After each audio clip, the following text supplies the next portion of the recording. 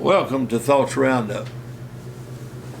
We are going to talk today, Lord willing, about creative writing.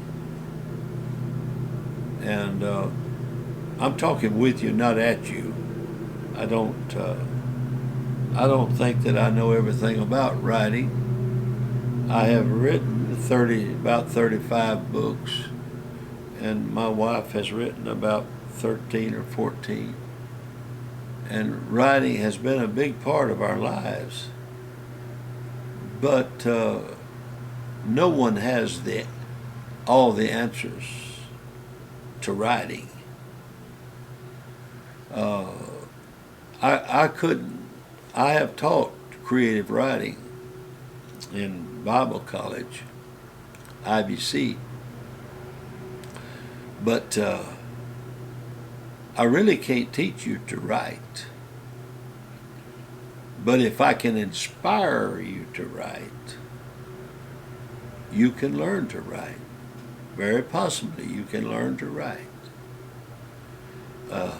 I have never submitted a book to be published. I read about people who have papered their walls with rejection slips and hoping that this would be, and everyone usually that writes there visualize themselves on New York best-selling list.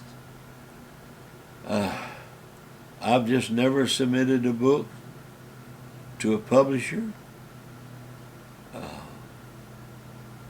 It would be about the same as being discovered by Hollywood or by Nashville. You would have to be discovered. Should I write? People ask me, should I write? I'd like to write a book. I want to write a book. But how do you get it published? You can't go into it looking like how I'm going to get it published. Maybe that would work for 1 in a million. But I tell them, if you want a boat, you save the money and you buy a boat. If you want a sports car, you save the money and buy it. Well, it's the same thing with writing. If you really want a book, there's plenty of people out there that will print it for you. And they'll print it just exactly the way you want it for a fee.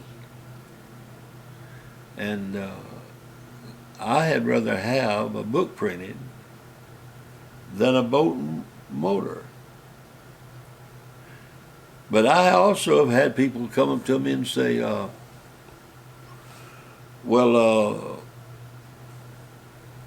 going to write a book. And I say, okay, that's good. I'm glad that you are. How are you going to sell it? Then you'd be shocked at how many people had not thought about how that they're going to sell a book. The way we sold our books was by traveling and putting our books in the front, and as people come out, they would look at them and they would buy them. And then I do have people who ask me for books and call me for books and text me about books, but it's over a period of time. You don't just get a dozen crates, boxes of books, and everybody be standing there waiting for one. There might not be 2 or 3 of your family want one, and you of course give those away. One of the things about writing, a lot of people I think would be good writers, but they have to shake loose from their complexes. A lot of people don't think they're worthy of writing, and they've read and heard these big names And so they know that they're not them. But look, you just never know. If you've got it in your heart and in your mind, try your hand at it. What does it cost? A little time. But you have to shake loose from your complexes. And that sometimes is not easy. Now I want to tell you something about writing. You can write it and it seemed good to you. But after a while you get discouraged with it. After you've read over it 2 or 3 times for mistakes and this and that, it's so easy to decide this is not good. It's all that's happening is it was good at one time, but now you've read it so much you're tired of it, and your complex tells you that it's time for you to be embarrassed about it. But if it was once good, stick with it. And I can tell you what you can do. You can put it aside and pick it up 6 months later, and the freshness and the new will be there.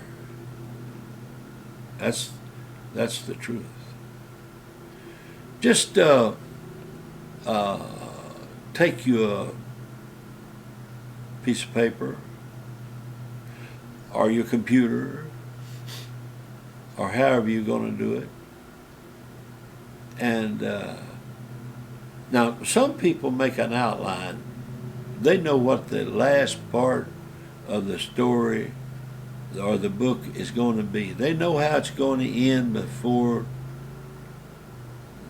they get to writing the book, because they have made an outline, a structure, a scaffolding.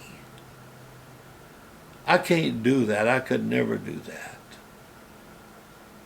I do what I call, and I believe that others have called, mind travel. I don't know what I'm going to write on most of the time. If I start to write a Western, and I write everything in longhand and someone else types it for me.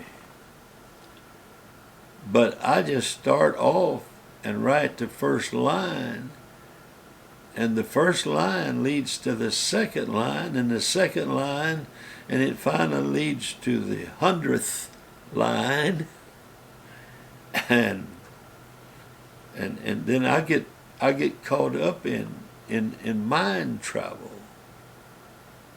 And really, I get to the place a lot of times to where I'm thinking faster than I can put it down. You've got to realize that words are your tools. And words are like loaded pistols. And words words will take you everywhere. It'll bring you over mountains. It'll bring you into the bottom of the sea. It'll bring you in going out across the plains. It'll make you discover gold. It'll make you have to fight for it. Mind travel. Words. Remember, there's always another word there. There's words that you've never thought of. You've never thought to put them together. What is a song? A song is putting words together that just causes people to think and be pulled in and feel a part. God bless you. We'll talk more about it later.